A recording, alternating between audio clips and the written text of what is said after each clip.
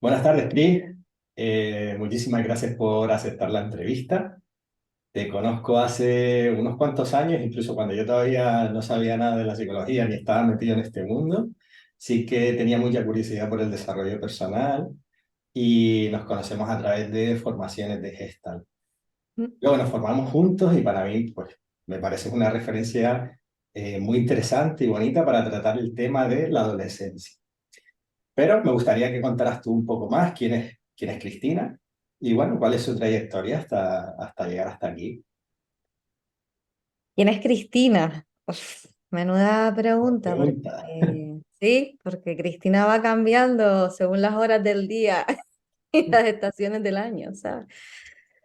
Mm, vale, Cristina, te voy a hablar de aquellos aspectos quizás más, cuando pienso quién soy, me vienen como más cristalizados o que se mantienen más en el tiempo. Cristina es mamá de dos nenas, una de 10 y una de 8.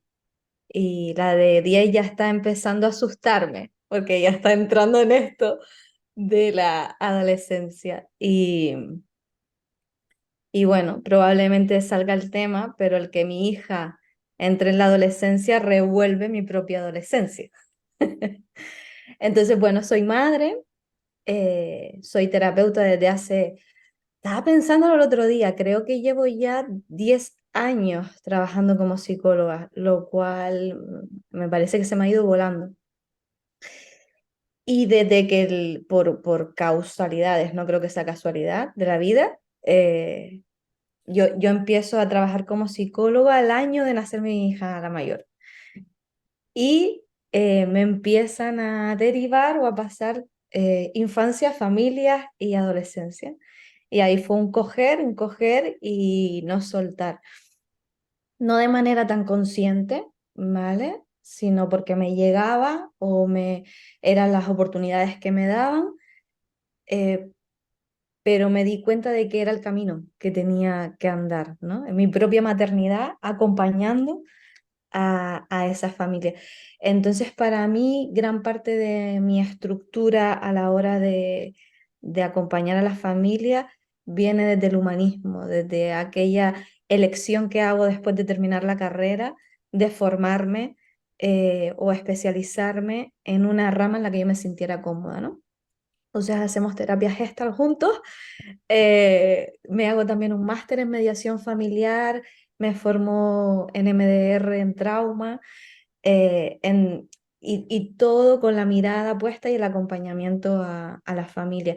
Trabajo durante casi 5 años en una asociación que colabora con el gobierno de Canarias en familias en las que se les ha declarado el desamparo, y para mí esa fue la experiencia que más callo me hizo, que más estructura me dio para hoy en día sentarme de una manera más calma y una mirada más amplia desde el despacho, desde esta guarida aquí chiquitita, a las familias que vienen buscando pues ser acompañadas al final, ¿no? Esa soy yo, creo. He hecho arte terapia, he hecho psicopatología, he hecho muchas cosas porque nunca sé hacer una cosa sola, no sé ser madre y ya está. Tengo que ser madre, trabajadora, alumna y un montón de cosas a la vez. Eh, Esa es un poco mi trayectoria, la verdad. Total, que llevo los 10 años que llevo trabajando como psicóloga, llevo acompañando a familias, y el periodo de adolescentes es el que más me gusta acompañar. No sé si transitarlo con mis hijas, acompañarlo me encanta. Y doy fe porque te he visto y creo que de las cosas que más recuerdo incluso una concreta, era como una representación, un role-playing donde había que trabajar con adolescentes rebeldes y me impresionaba la soltura con la que tú te movías ahí, ¿no? Y por eso estás aquí, porque lo vi y porque creo que tu mirada es como muy interesante. Bueno, pues aprovecho la parte de el desafío que va a suponer para ti la adolescencia y te pregunto, ¿cuáles son los desafíos a los que se enfrentan los padres cuando los hijos entran en esta etapa adolescente? Los más importantes quizás. Para mí, el principal desafío que se enfrenta un padre, y además te lo digo así de claro y revolucionario, porque es que además lo veo todo el tiempo. El mayor desafío al que se enfrenta un padre cuando su hijo entra a la adolescencia es al desafío de su propia adolescencia. Porque se revuelve absolutamente todo. ¿Quién fui? ¿Quién no fui? ¿Quién me dejaron ser? ¿Quién no me dejaron ser? ¿Cómo se vivía en casa? ¿Cómo no se vivía en casa? Lo traigo, lo pongo aquí y pretendo que sea o todo lo contrario o que sea exactamente igual. Entonces, ahí entramos en juego con nuestra propia historia, los padres en este caso. Los hijos entran en la adolescencia con una tormenta cerebral a todos los niveles, cerebral, hormonal, neurológica, no sé, llámalo como quieras, porque tienen que remodelar todo el ático. Es decir, hay que coger todos los muebles que tú como madre y como padre les has colocado, la casita, el ático que les colocaste, y ellos van a tirar paredes, van a abrir ventanas, van a cerrar puertas, van a abrir claraboya, y es que además lo tienen que hacer, pero los padres y no valoran todo lo que yo les he dado y el esfuerzo que he hecho, ¿no? Entonces entra el desafío de que pongan en juego tus propias creencias, tus propios valores, lo que tú como madre y como padre has estado construyendo durante 13 años en este sistema familiar y que ahora venga el enano este a pisotearlo, a tirarlo por la ventana. Para mí, eso, por un lado, el desafío de tu propia adolescencia, el desafío de que desafíen tus creencias y tus valores, el desafío de aceptar que tu hijo no es la persona que tú querías que fuera, Wow. porque tu hijo con 6 años ya empieza a dar pie de quién va a ser, pero es en la adolescencia en la que termina de determinar quién es probablemente el adulto en el que se va a convertir. Y casi en el 99% de los casos no va a ser la persona que tú pensabas que iba a ser, ¿no? Eh, entonces eso también es un desafío para los padres, un desafío interno y externo. Se enfrentan a los cambios hormonales, al no, a qué viene este grito, a qué viene el no me habla, a qué viene a que un día se levante por la mañana y tenga barba, a, yo qué sé, a un montón de cosas, de no reconocer a la persona que tienes enfrente, ¿no? Al fin y al cabo es un nuevo nacimiento, la etapa de la adolescencia. El niño muere de alguna forma y de la noche a la mañana, ups, ¿a quién tengo en casa? ¿No? Que está hablando de sexo, que, que lo pillé fumándose un porro. Hola, que se me ha escapado, que me ha gritado. De Wow. repente tengo otra persona y esta es una de las verbalizaciones. Es que es otra persona, es que no lo conozco. Este es el principal desafío. Y siempre les digo a los padres que no el adolescente ha entrado en la adolescencia, ha entrado en la adolescencia el sistema familiar al completo. Hemos entrado todos en la adolescencia. Entonces, yo creo que esos son los principales desafíos, que no son pocos. Y nombrabas el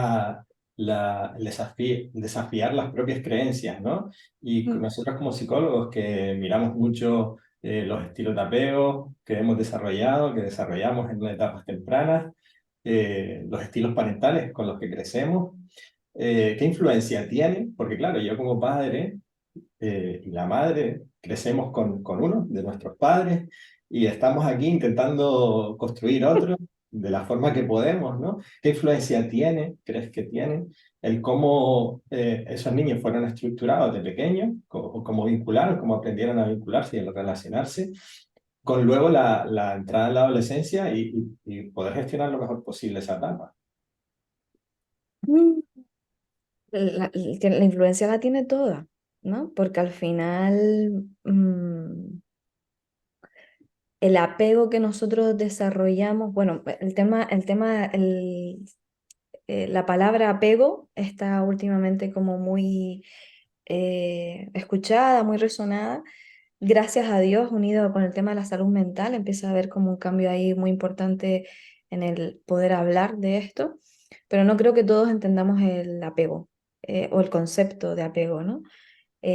Porque entendemos el apego como me apego a las cosas o como me apego a las personas. Y hay gente que viene a terapia diciendo, es que necesito experimentar el desapego. Y yo, no, Sí, como necesitas experimentar el dependencia, ¿no? apego seguro. Se, se, se, se asocia con una dependencia que viene un poquito más de filosofía oriental y puede llevar a confusión. Sí, sí, claro, porque ese desapego que a veces la gente nombra tiene que ver más con un concepto, con una mirada más transpersonal o espiritual, ¿no? De las distintas dimensiones del ser, pero no con las personas, no, no con quién soy, no me puedo desapegar de alguien porque somos seres relacionales por naturaleza. Y el apego es lo que nos aporta la supervivencia, lo que nos aportó la supervivencia cuando nacimos y nos la sigue aportando a día de hoy siendo parte de un grupo, ¿no? Entonces, la manera en la que yo me apego tiene que ver con la manera en la que mis padres se apegaron conmigo y entonces yo aprendí o interioricé la manera de estar o relacionarme conmigo misma.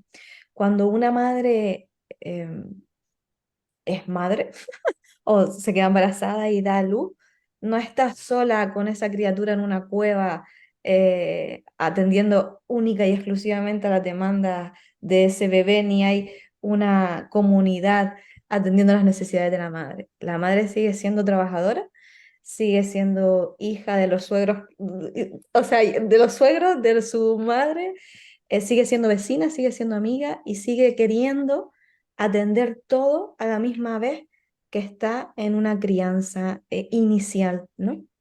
Entonces, eso va a desencadenar en ese niño que nace un estilo casi inconsciente y corporeizado de cómo ha recibido esa atención a sus necesidades más básicas y primarias, ¿no?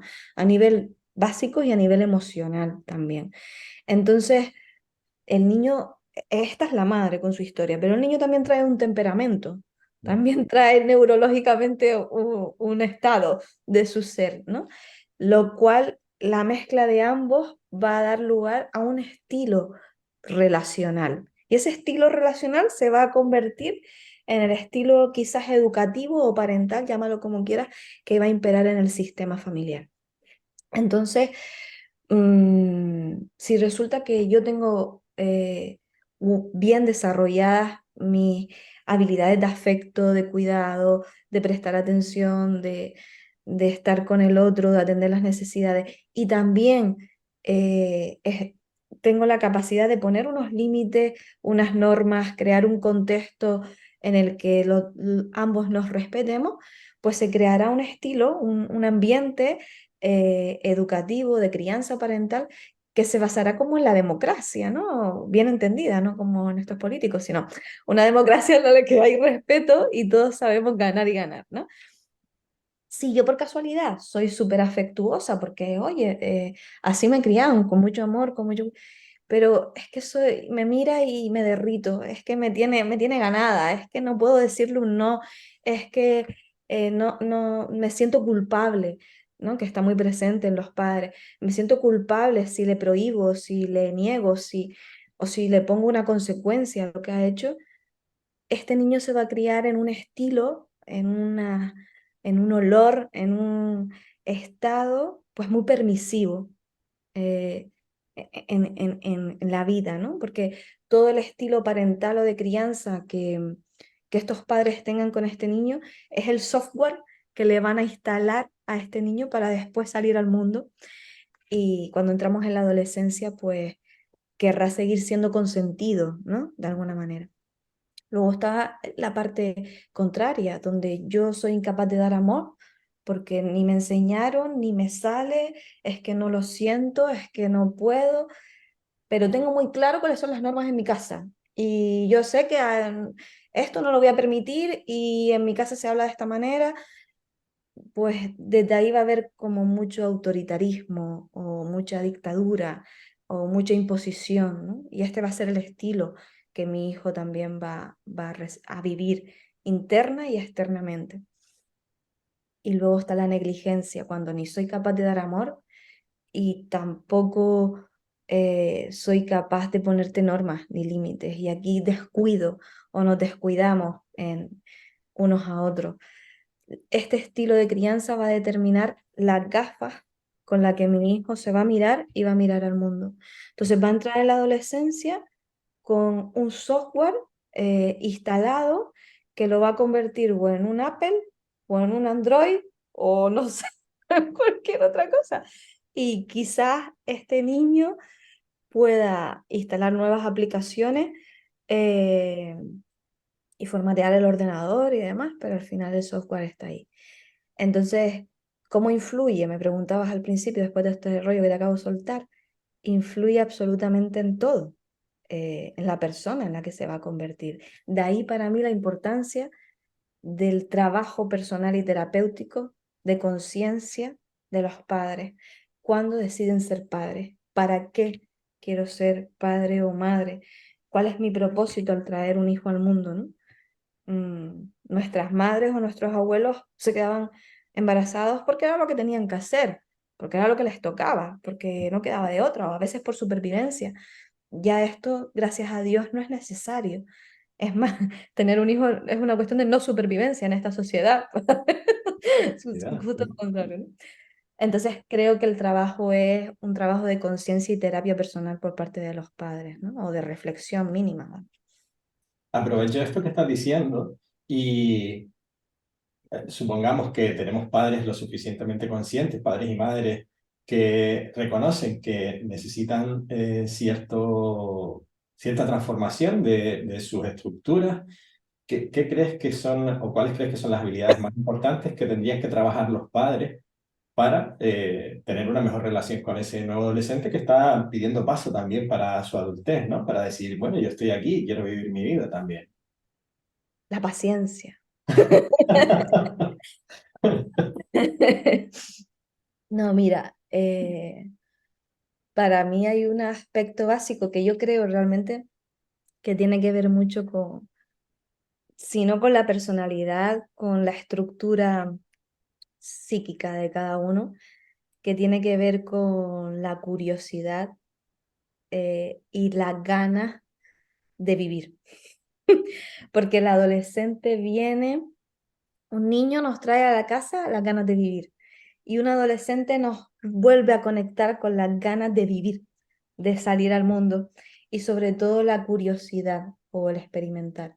Entonces, para mí las habilidades y estrategias tiene que ser ese desarrollar esa capacidad de conectarme con la adolescente o el adolescente que fui otra vez. Vuelvo, es que me parece súper importante esto para poder entrar en el mundo de mi adolescente, de conocer, eh, conocer sus gustos, conocer de qué se habla, cuál es la jerga que utilizan, eh, conocer qué se lleva ahora, conocer qué está de moda, qué no está de moda y además con curiosidad.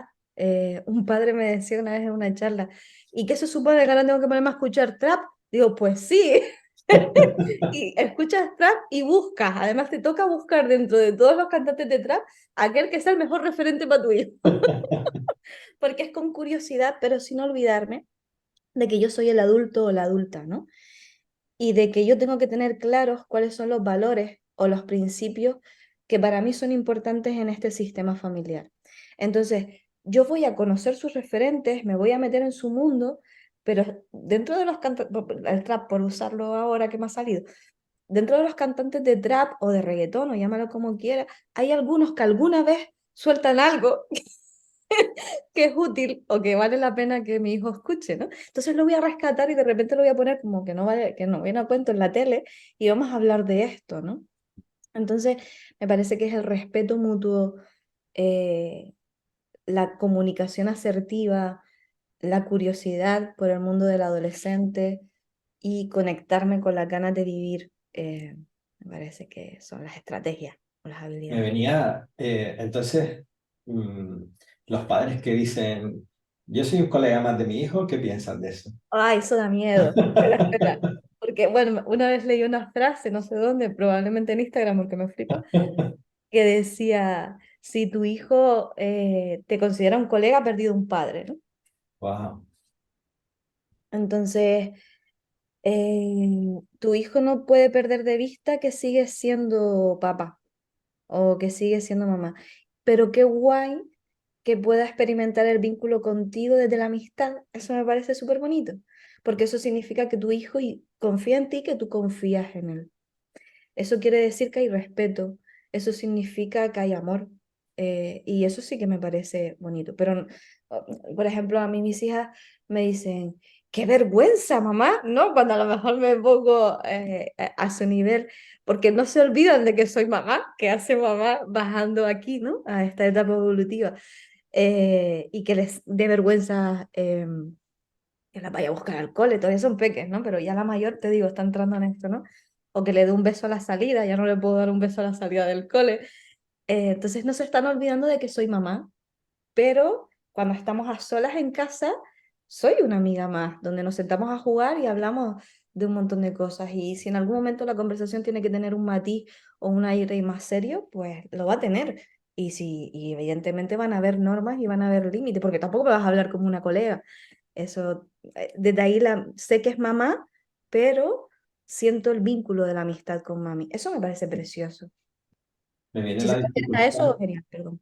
Sí, la dificultad de dónde ponemos ese límite, ¿no? O esa línea de que también es de tu autonomía como adulto que se está construyendo y, y el respeto, ¿no? O unas normas de convivencia, por ejemplo, ¿no? Que están desafiando muchas veces los adolescentes, ¿no? Es cómo elegir ese lugar que probablemente se esté moviendo en el tiempo también, ¿no? Claro, quizás eso que acabas de decir es la clave por parte de los papás, que los papás conciban que esos límites se están moviendo, porque hay papás que entran en la adolescencia con los límites inamovibles, eh, ¿sabes? Donde todo tiene que ser dictaminado o establecido por parte de ellos, como padre porque soy tu padre o porque soy tu madre, ¿no? Para mí eso es lo primero, ¿no? Entender que los límites se mueven o se flexibilizan en función de la etapa evolutiva en la que esté mi hijo o mi hija. Yo puedo entender que como madre o como padre, yo a mi hijo le deje el móvil y la tablet una hora el fin de semana, mientras tenga, pues, no sé, 10 años, 8 años, 9 años, eh, pero si ya mi hija tiene 14 y sus amigas tienen WhatsApp, quedan por WhatsApp, pues a lo mejor, bueno, ya a lo mejor contactas con alguien experto en esto, pero para mí tenemos que adaptarnos también tengo un límite, o sea, yo no quiero que te estés con el móvil todo el día, pero ya no es una hora al fin de semana, a lo mejor quizás podemos negociar y tienes una hora todos los días, por ejemplo, ¿no? Mm. Hay una negociación. ¿Dónde está la delgada línea? Para mí está la clave siempre en mamá y en papá. Yo como madre y como mujer y como Cristina, te voy a hablar todo el tiempo de mí personalmente, tengo que tener claro cuál es mi límite, hasta dónde puedo gestionar. Por ejemplo, te voy a poner un ejemplo. Si yo no puedo soportar, porque me da ansiedad, porque me frustra, porque me desborda, porque me desregula, el, el que tú salgas todos los días de casa y estés hasta las 10 de la noche en la calle sin yo saber nada de ti, que no me contactes, no sé, etcétera, así es como yo me siento y aquí tenemos que poner un límite negociado, donde vamos a buscar ganar, ganar, ¿vale? En ganar, ganar habrá incomodidad para ti y habrá incomodidad para mí, porque yo tendré que aceptar que tú vas a salir de casa y que mientras estés con tus amigos, pues no me vas a escribir, pero tú también vas a experimentar cierta incomodidad porque yo también tengo necesidades como madre y como parte de la convivencia que se está dando en este domicilio. Entonces tiene que haber una negociación donde yo tenga claro que mi límite está en que no vas a salir todos los días, por ejemplo. Y tú tienes claro, como adolescente, que tu límite es que no vas a permitir que te dejes salir solo un día, ¿vale? Pues tenemos 6 días en los que negociar y cuántas horas, ¿no? Y ahí entramos a jugar también. A veces las sesiones de los padres con los hijos, con los adolescentes, se vuelven divertidas, porque, sí, hombre, ¿no? Y es divertido en realidad. Lo que los padres no se plantean, que el poner una norma o un límite pueda llegar a ser divertido. El niño lo vive como un castigo y los padres lo viven como, "Oh, qué pereza, ¿no? Ahora tengo que ponerme en este plan". No necesariamente tiene que ser un conflicto o una discusión. Podemos aprender a negociar desde que son chiquititos, en realidad. Me venía, Cris, Claro, el desafío que hablaste, de que hablábamos al principio, ¿no? Yo vengo de una generación donde probablemente, primero, a nivel de valores o incluso, sí, pues, no solo los valores, sino la construcción en la que yo me movía, es hace 20 o 30 años atrás, ¿no? Entonces, en una sociedad donde está cambiando tan rápido todo, ¿no? Yo siento que mi hijo va o mi hija va a trastocar todo eso, ¿no? Y Mm, eso primero va a romper con unas creencias de, pues mira, ahora las relaciones entre los jóvenes es de otra forma como yo la vivía. Y mm, además eso va a trastocarme emocionalmente, que si yo no sé sobre mis emociones, pues eso es. voy a sentirme perdido, ¿no? Entonces,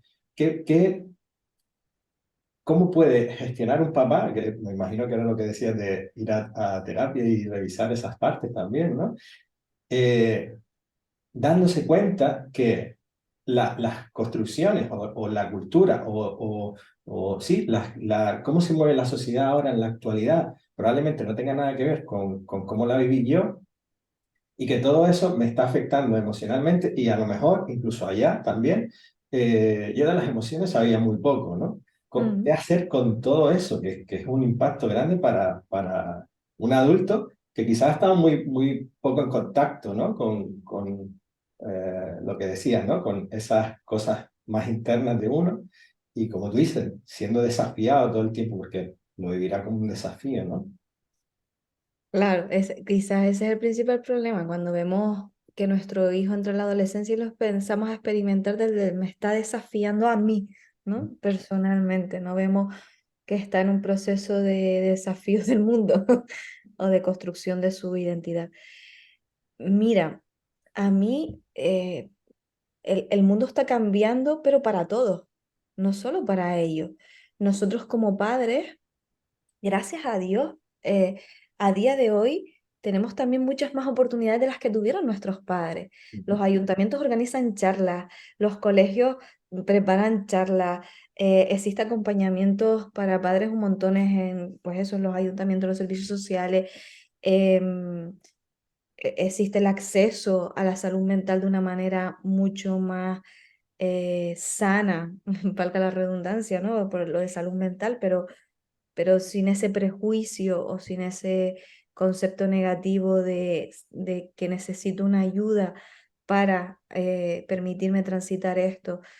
Los profesores mismos están mucho más formados en, en una educación más consciente o en una gestión mayor emocional o en el poder acompañar a los padres y pueden comunicarte o enlazarte con otras vertientes. Entonces, para mí simplemente que no es tan simple, es que los padres estén abiertos a ser ayudados, ¿no? A recibir del exterior todo el apoyo que una crianza conlleva. Para mí, el hándicap que traemos en la mochila a nuestra sociedad es que venimos de unos padres y por tanto de unos abuelos, donde por cultura o socialmente aquí en España nos tuvimos que vivir en soledad, desde el individualismo, porque había mucho miedo, porque había traición, porque había desconfianza, venimos de una guerra civil, no podemos olvidarlo, ¿no? Entonces, habían bandos, ¿no? Entonces, yo estaba solo conmigo para lo que quiera, pero esta manera de crecer o de desarrollarse como ser humano nunca ha sido la correcta. El ser humano es un ser humano de la humanidad relacional y necesitamos comunas para poder crecer y poder acompañarnos. Todos necesitamos sentirnos acompañados. El sentimiento de soledad probablemente es la experiencia más dolorosa o el mayor miedo que puede sentir, el sentirse fuera del clan o de la comunidad. Entonces, abrámonos a formar parte de esa comunidad y que sean otros los que también nos permitan eh, cobijar a nuestro hijo y nuestra hija. Hay un poema o un escrito de Rubén Darío, ¿puede ser? No, me estoy equivocando. Bueno, de un escritor que habla de que los hijos son hijos del mundo, ¿no? Y no son nuestros hijos. Entonces, este concepto creo que es importante que cada vez lo vayamos instalando más en las cabecitas de los padres. Yo creo que las nuevas generaciones lo van a poder vivir gracias al trabajo que estamos haciendo esta generación. Nuestros hijos lo van a hacer mucho mejor probablemente con los suyos y con la sociedad en general. También les digo mucho a los padres, tranquilos, somos la primera generación de padres y madres que toma conciencia de cuánta influencia tenemos sobre la salud mental de nuestros hijos, ¿no? Y queremos hacerlo mejor que nuestros padres, entonces ya lo estamos haciendo bien, ¿no? Cuánta presión recibimos. ¿Cómo se podría fomentar en los padres? Porque sí que es verdad que estamos en una generación, ¿no? Donde sí que hay muchísima más información, eh, pero por ejemplo, por casos que me llegan también se mueve mucho sentimiento de culpa. Mm, Yo creo que la propia sociedad se encarga de construir ideales, ¿no? Idealizaciones respecto a una pareja ideal, respecto a la maternidad y a la paternidad, y luego te produce un choque enorme cuando te encuentras la realidad delante. Incluso la fantasía de cuando uno elige una profesión por vocación, ¿no? Que cuando sales a trabajar te encuentras con una realidad que no era lo que tú habías creído, ¿no? Y encontrar, especialmente a madres, ¿no? Quizá porque están más de lleno ahí, con un sentimiento de culpa tan grande por creer que lo están haciendo mal, ¿no? mm, Eh, mm. ¿qué crees que, o qué se te ocurriría que podíamos compartir con los padres y las madres en este sentido respecto a, bueno, a que son humanos también? Gracias a que gracias a que no somos perfectos, la sociedad avanza, ¿no? Si fuéramos perfectos, pues ya está, se acabó la humanidad, ya hemos evolucionado todo lo que teníamos que evolucionar, ¿no?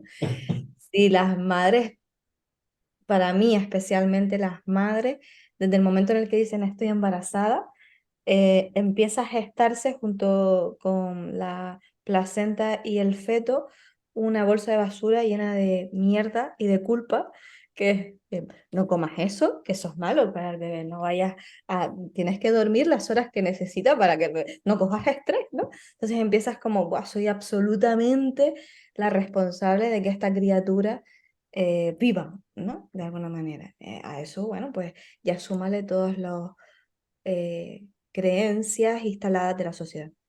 Entonces, a mí me gusta el concepto de transformar la culpa en responsabilidad. La culpa está guay porque gracias a que conectamos con la culpa, quizás podemos darnos cuenta de que hay algo que tenemos que hacer diferente o que podríamos haber hecho de una manera distinta. Por tanto, la culpa forma parte de la reflexión o de ser capaz de cuestionarme algo, ¿no? La persona que no experimenta nada de culpa pues también está lastimada de alguna manera, no hay, no hay manera de avance ahí, quien no se siente culpable de absolutamente nada. Entonces, vale, está bien que te sientas culpable ahora, asume la responsabilidad.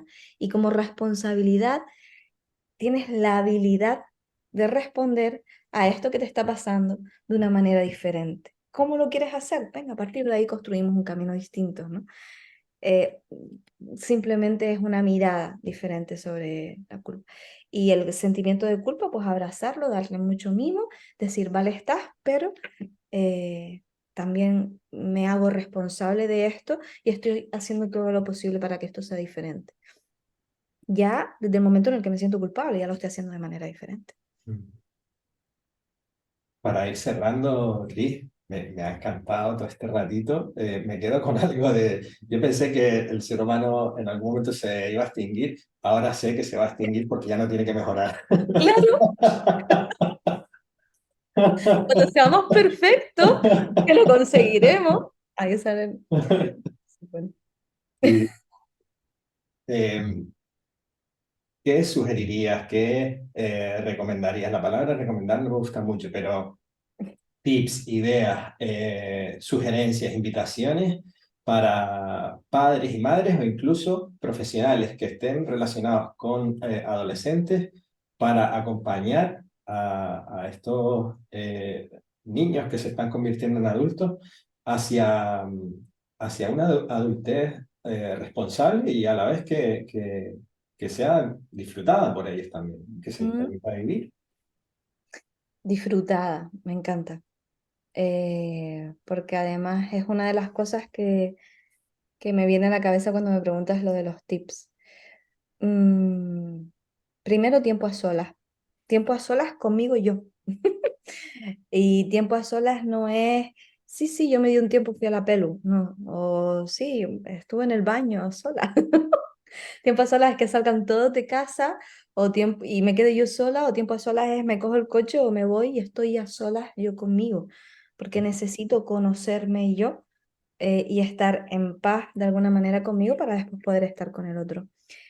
Como profe me parece que es exactamente lo mismo, o sea, yo no podría ser profesora con 25 adolescentes metidos en un aula durante 7 horas. Necesitaría irme a una cueva en Artenara cada vez que terminara una jornada laboral. Entonces, me parece que es fundamental instalar la necesidad que también tenemos todas las personas de tener un tiempo a solas.